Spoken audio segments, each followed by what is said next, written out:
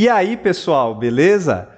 Esse é o módulo 4 do nosso curso, onde nós vamos tratar de referências. Nesse vídeo, nós vamos explicar tintim por tintim como vai ser o nosso módulo.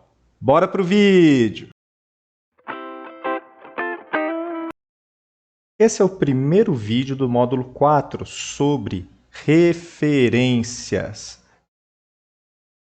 As referências são elementos obrigatórios que nós temos que dominar para a devida redação do trabalho científico, seja ele qual for, inclusive na universidade para trabalhos didáticos. Então, quando a gente olha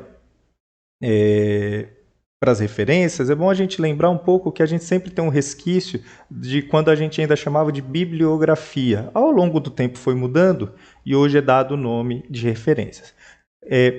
Nesse vídeo, a gente vai explicar algumas coisas em relação a esse módulo e também já definir o que é referência.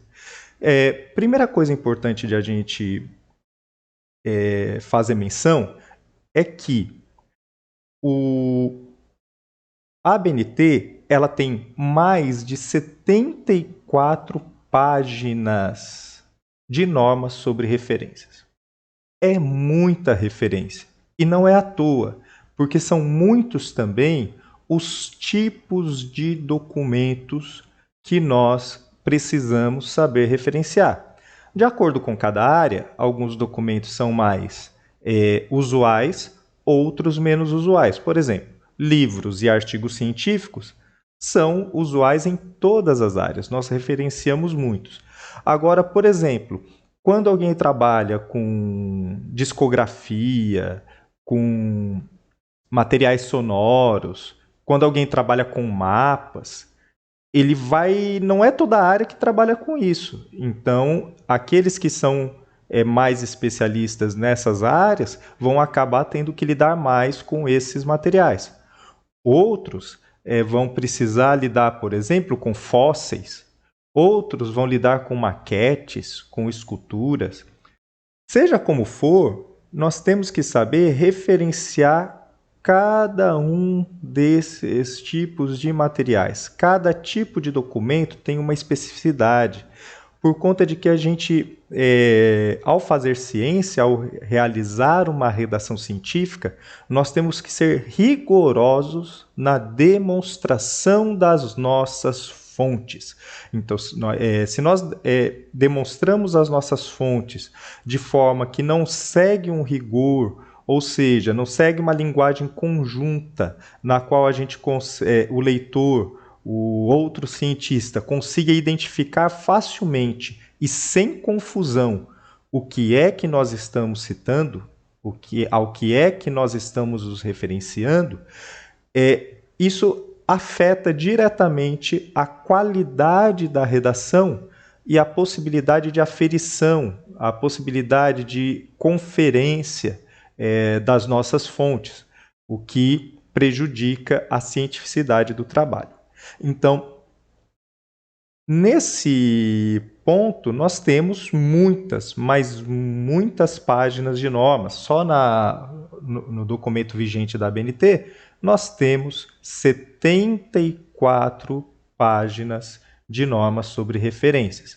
É claro que isso causa uma dificuldade bastante grande e que, inclusive para manualistas, fica às vezes difícil de fazer um manual, porque tem as regras, que são as regras mais simples, e elas vão ficando mais complicadas. E muita coisa é dado exemplo, e não o devido conceito no documento da ABNT. Por conta disso, às vezes a gente vê coisas em manuais que parecem um corpo estranho, que não devia estar ali, e a gente vai ter que lidar com isso. Então, dada essa dificuldade, que dificulta inclusive para os manualistas, nós vamos tentar simplificar e sintetizar ao máximo. Vamos dar alguns caminhos bem mais objetivos para que a gente possa seguir sempre o mesmo caminho e padronizar esses caminhos. Então, em função de todas essas questões, nós vamos sintetizar e descomplicar ao máximo, a fim de que possamos servir de guia, de manual de consulta, sempre que precisar. Tá bem? Então, este módulo, quando nós estivermos fazendo cada vídeo vai ser como se fosse um pequeno capítulo de consulta. Lembrando que na descrição tem os materiais de apoio para o curso. O que é uma referência? A referência nada mais é do que uma obra. Livros, artigos, teses, obras de arte, documentos, leis, seja o que for. Essa referência é uma obra publicada, utilizada como fonte ao longo da pesquisa. Então, para cada um desses tipos de documentos, nós damos o nome de referências.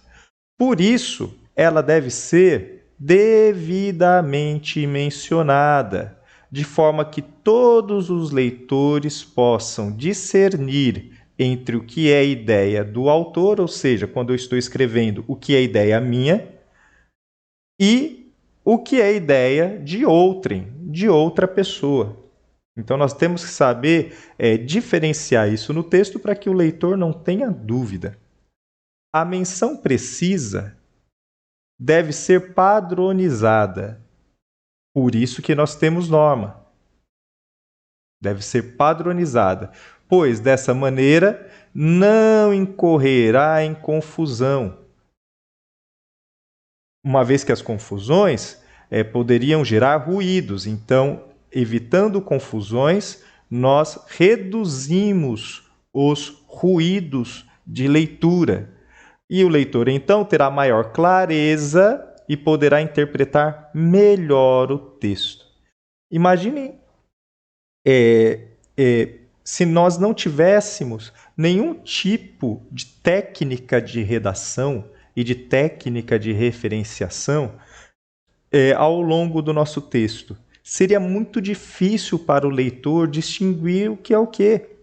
Então, a gente precisa saber fazer a referência por conta de que isso é cabal, é central para a boa interpretação do nosso texto.